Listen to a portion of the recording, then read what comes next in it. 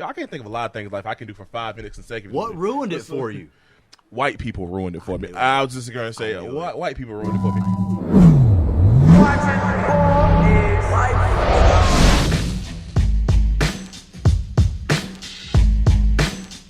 And we're back. Episode 8. The New South. We in here. It's kind of early this morning, but we in here. It's by far the earliest one we've done. Facts. We're in the AM. Hey, man, we here, though, but we're here to give y'all some quality content. Once again, my name is Rod Bridgers, and to my left, we got the, I don't know, I'll let you introduce yourself again, man. We know who you are, but I ain't got no quotes for you this morning. According to the internet, I'm a guy that who cares what my opinion is. All right, I'm just the guy that makes all the mixtapes. We're doing this morning. My name's Webb Wellman. I'm from Ball is Life, and with us behind the cameras, we have in the building producer Don. Don Juan, Magic Don Juan. And actually, we're going to start with someone we started with last week as well, and that's going to be Mac McClung. White Obama. Who won a Gate City's first ever state championship. That's major, man. He did not play around this season. Nothing about him was playing around. He was getting buckets. They were dominating games. He was talking that shit. And now there's really nothing left for anyone to say because he's a champ. I think his cousin got to go ahead and make a song, call it White Obama. I need producer credits on that Riff Raff. I know you're watching. So I do need to thank Mac McClung. Uh-huh. A few weeks ago, I got a follow from the great Jody High Roller, a.k.a. Riff Raff. Oh, and tell him to follow me, too. I've been tagging him in every video. Where he's been retweeting it? Yeah, which is awesome. Dope. Shout out to Riff, man. Do have a little bit of behind-the-scenes information for all of those people who thought that Riff Raff and Mac McClung really are cousins. They're not related at all. No, in no way, shape, or form. They did some black folk. Not they. I don't even want to put Mac on it. It was so the way it worked out was when we started putting videos out, Riff Raff showed Mac playing and was like, "It's my cousin. It's my cousin." And Mac just leaned into it, and so we went with it. And then eventually Mac was like, "All right, look, can we stop doing this? Because like I don't want that to be the only reason people know who I am." Oh my! Yo. And they started going off. Well, you know, black people, we've been doing that for years. Like, you know, hey, yeah, that's my cousin. Well, me being the marketer that I am, once I saw that he followed me, I obviously DM'd him to say, "We got to get you to the Ball is Life All-American game. Like, you got to see your cousin play." Because I'm going to lean into it, too. Right. He doesn't know that I know, whatever. Yeah. So he's like, "Let me look at my tour dates and blah, blah, blah." I went back and forth. And so I don't know if it's going to happen because he's got a European tour coming up. But if he can swing it, if we can get Riff Raff at the Balls Life All-American game, one camera angle will be 100% just Riff Raff reactions to everything. Tough. Dunk contest judge, the whole nine. Yeah, that's crazy. Speaking of dunk contest judge. It's not a topic today, but I did see a clip of you running around acting foolish last night. So you want to talk about it? Yeah. So listen, man, I went to the NC Top 80 yesterday, man. Shout out to Phenom. It was a great event, man. They had a dunk contest. I think it was myself, Josh Nickelberry, John Newman, Greg Gant. I was just on a whole row of goats. Miles Mastrocola. Last name's Miles. Miles and talk shit. Big Miles. But yeah, the kid Shaquille, is it Shaquille Moore? Yep. Shaquille Moore. Holy crap, bro! Like the shit he was doing, like he did the dunk that John did to win the dunk contest. Yo, so I mean, I had to do a quick plug real quick. Shout out to Don Juan was in the building. It was a controlled runaround. It was. It's better for me. Before I was all over the place talking shit, but now on your Snapchat I saw that every other judge got up and circled around him after the dunk, and you were a little bit slowed on the get up. Well, I felt like I didn't want to be a groupie. Well, not only that, you did the important thing. You didn't go for the dunker. You went for the camera. Exactly. Promo. Exactly. Solid move. I appreciate that, though.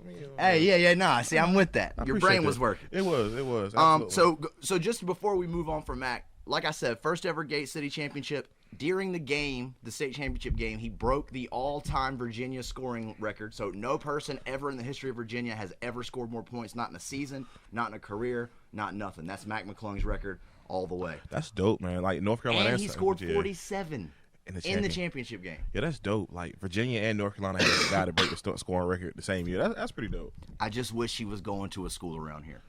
And that's only 100% selfish. He'll be fine at Georgetown, whatever. But man, it'd be fun to watch him right up the road, or right there at NC State would have been a lot of fun. Right. I mean, I think he's better than Braxton Beverly, but that's just my personal opinion. But moving on. I mean, I would agree. I would say he has better physical attributes. Yeah. I'm not sure what Patrick Beverly would be able to do better than Mac McClung. That's a good point. Nothing. The answer is nothing. So jumping right into the mixtapes of the week. Yeah.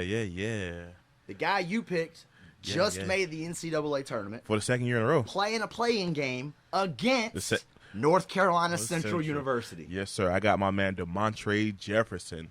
Yo, quick fun fact about Trae Jefferson. You know, he actually came to a school in North Carolina his senior year. Yeah, for like 2 or 3 weeks. Yeah. His first game was actually at Word of God. You were at that game, weren't you? Yeah. He wasn't as impressive that game because you can tell he hadn't played in a while, but he did his thing. I think he got thrown out that game if I'm not mistaken. He had 2 techs or something. He was real reckless in high school. Yeah, he was. I remember the first clip I saw of him. I think it was him and Dennis playing against each other in the summer. Mm-hmm. Holy crap! It's one of Donnie's favorite mixtape players. Still. Yeah. Right now. Yeah, man. Trey, he has that shit with him, bro. He's gonna talk that shit too. That's the thing I love about him. So he's one of those guys that look. To be fair, in high school, his senior year, if you would ask me where he's playing college basketball, I'd have told you that's an Akil Carr. He ain't. Right. No way. Right. I don't know how he got cleared to go down there, but he did, and he's been there for more than a season. He's been there. This is his 3rd year now, right? That's what I'm saying. He's been locked in there. So yeah. I'm really impressed that he's been able to stick with it. Don't know what's next for him, but the fact that he gets one playing game. I don't personally think they beat NC Central in that game. Nah. But I could see Trae Jefferson going off knowing he's going to be on national TV and the spotlight's going to be on. That's true. And no matter what, he's talking that shit. I remember early on this year, announcers who, they're not used to Trae, they're calling a game, and they said, one of them tweeted during the game, Trae Jefferson just looked over at us at the broadcast booth and winked and pointed after a three-pointer. And me and Donnie both said, that's Trae Jefferson. Was that the TCU game? It was early, whichever. I'm not sure what game it was. He went off against TCU, bro. And I think that might have been it because the only games that were on TV. So the reason Texas Southern played that crazy schedule is because their coach said, I think last year, the year before that, I got a bunch of guys who think they're pros on my team. Right. And I'm fine with that. Right. But we're going to play a bunch of pros. So you can know. And you're going to find out. Because their record's pretty shitty. They're right. 15 and 19 this Yeah, that's pretty and because shitty. their off-season stuff was so heavy. Yeah. And I think he knew we're going to have to go in and win this conference championship. Yeah, absolutely. That's going to be a fun game. A lot of fun. That's Tuesday night at 6:40 for those who want to pay attention. My guy Juice, let's get it done, baby. Jordan Perkins, man. See, and that's what I'm interested in because this is going to be a great example of a mixtape player versus just a real basketball player. Exactly. Because I can tell you right now, Mr. Perkins is locking in on that matchup. Oh, absolutely. With the point proof. He's ready. He knows who he is. Yeah. He knows who Trae is. He knows what Trae's about. Right. I can see Central saying somebody else is going to beat us on this team. Yeah. It's not going to be this little Absolutely. kid. That's going to be fun to watch. Yes, sir. Mine is the newest member of the Orlando Magic.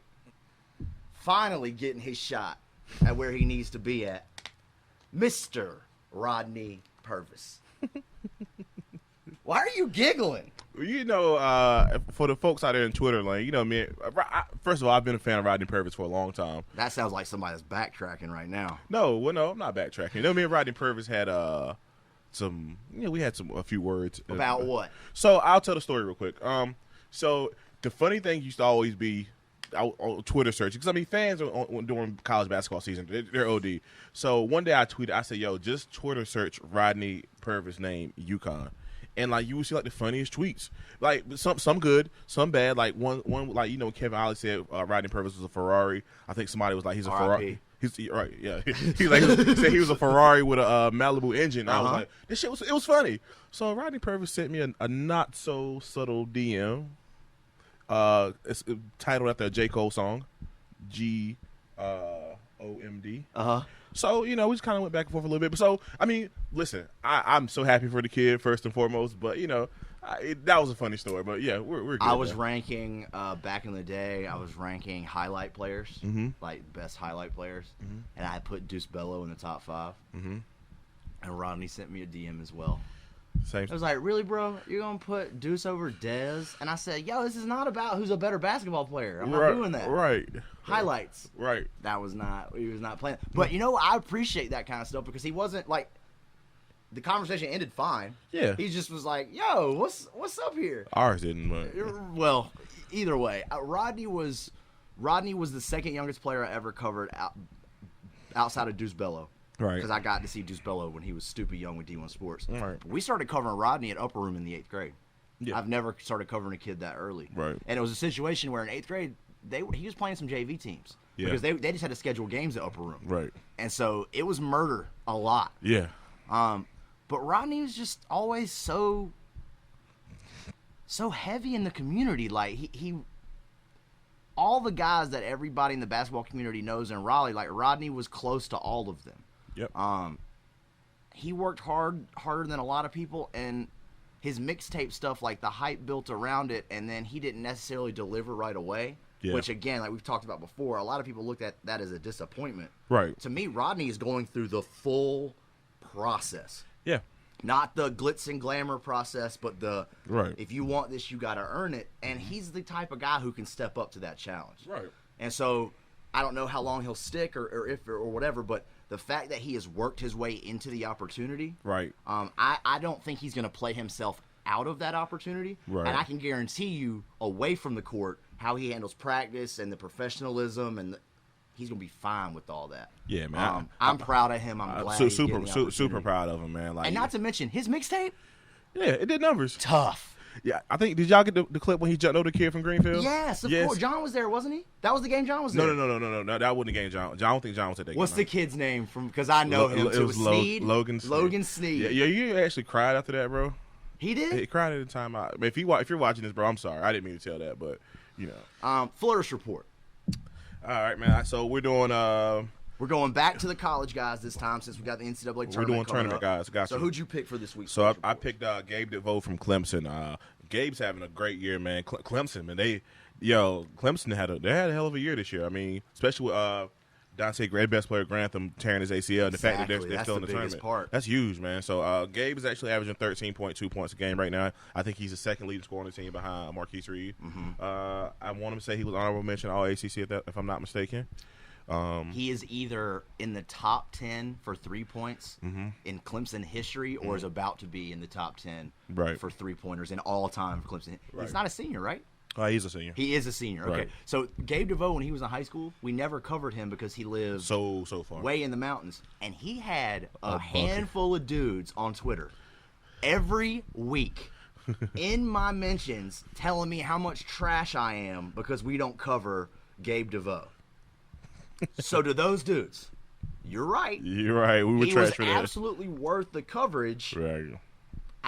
If you live in the mountains, it's going to be tough to see either one of us. Right. If you live on the Outer Banks, it's going to be tough to see either one of us. Right. You might see Anthony Bruton on the Outer Banks. You'll see it. Yeah, you're going to see Anthony Bruton, Kalamazoo. Yeah, he don't care. Everywhere. He's just going. He's there, yeah. Gabe DeVoe and Clemson got into the NCAA tournament as a 5 seed. 5 seed. They will take on New Mexico State. Which has a little bit of connection to... Wait. No, he went into Mexico. New Mexico. Okay, I was about to say some stupid stuff. Yeah. Okay, my bad. It's good. I'm trying to make all the Hoop State connections as possible. Right. Especially after reading an article this morning that said 46 players. I got a list, and I'm assuming I just forgot a bunch of Charlotte people. But the list with 46 did not include players that left and graduated from somewhere else. Right. They were talking except Devontae Graham was on the list. Like the Martin twins left, Shelton Mitchell. I think Bruton. Al Freeman. Yeah. There's a couple more that I saw. Actually, Anthony Bruton listed the guys that weren't listed. I don't think Raleigh was on that list. I mean, he was not. And to me, if you graduate from here, or we got you for a couple of years, I'm gonna claim you. Yeah, absolutely, absolutely. The player that I picked is Houston's Rob Gray. Man Bun Gray. Rob Gray. A lot of people might not know. Played high school basketball in North Carolina. He was in the mountains as well, wasn't he? Yeah, played at Christ School. Okay. The only mountain school you can get seen at. Right. Christ School. They've got a 6 seed against San Diego State. I got to see Rob Gray play against J.P. Mormon up in Philly. Right. With the man bun. He's really good, man. He was consistent in high school and sneaky athletic to be his size. Right. And, he's killing it this year, man. He looks like a completely different person, and his confidence is at a whole. He is the motor of that team. Yeah. He'll be a lot of fun to watch. What's the best basketball game you've ever seen in person live? The best basketball game I've seen live in person. I had a few, but the one when I narrowed it down, is probably John Wall senior night, bro, against Greenfield. Against Greenfield. Yeah, I think he had 40 with a triple double. Game-winning block. Game-winning block on B-Mac. Sorry, B-Mac. But that was a great game. It was just talent all over the floor. Yep. I mean, and it went to the very last second, man. I was there for that one, too. That one was a lot of fun. I got Pooh Brian Richardson, who he ended up in South Carolina. He got going early. They put Dez on him. He just took him away. And that's the game that had all the John's, like, family and friends. Yeah. Shirts. And the standing room only. And it was dope. The whole night was dope. Unless you were a Greenfield fan, and then it was probably a little tough. Yeah. So I was thinking high school game. Mm-hmm. The Word of God Ravenscroft game was one. Right. Some championship games, the Holiday Invitational came to mind. And then I kind of went a step further. And honestly, the best game I've ever been to live, it was so amazing that I have to reference it here. And we'll eventually maybe we'll even deep dive and talk about it in great detail. There's actually been talk about making a documentary for Ball is Life. During the NBA lockout in 2011, they had a game at Winston-Salem State. It was such a game that our West Coast guy flew here to watch it and film it. We had another guy that filmed it. I was in a place to where I was gonna quick post highlights, but it was so much back and forth. We couldn't do that. So I literally was stuck front row behind a press table watching LeBron James, John Wall, Carmelo Anthony, Kevin Durant, Steph Curry, J.R. Smith, Kyrie Irving, Chris Paul, on and on and on and on, and they played when you see some games like that, charity games, they don't play hard, they don't care. They were there for a purpose, to put on a show, and it was the most unbelievable hour and a half of basketball I have ever witnessed. And it was the wall was broken down. That NBA wall of they were having fun, they were wilding out, they were, you know what I mean? It was all jokes and all good times. And it was a packed house. Yeah. And it was Winston-Salem State. It's not like you're watching a game at Broughton. The energy is 1,000. Yeah, it was their homecoming too. I remember that. It was exactly. Yeah, it was their homecoming. There was the ball boy for that game. Fun fact: the ball boy for that game, a young Harry Giles, right underneath the basket for most of the clips. Didn't know that. Young face Harry Giles. That was again when I look back. That's one of those games where it's fetus face. Oh, Harry, I didn't say that. That's my dog. young fetus face. That Winston-Salem prep game, like I said, the game was so amazing and how it all broke down. I think the idea is at some point we're gonna take it back and run a documentary. That'd be dope. Which should be really, really cool. Yeah. If you want to check out all the highlights, including Rod Wildin' Out, go to Ball is Life East on YouTube. Yeah. Or just go to ballislife.com and it'll all be there. Yeah. We got a few other content videos coming out today as well. This podcast will go live on audio from now on. Just to explain the new concept, the full uncut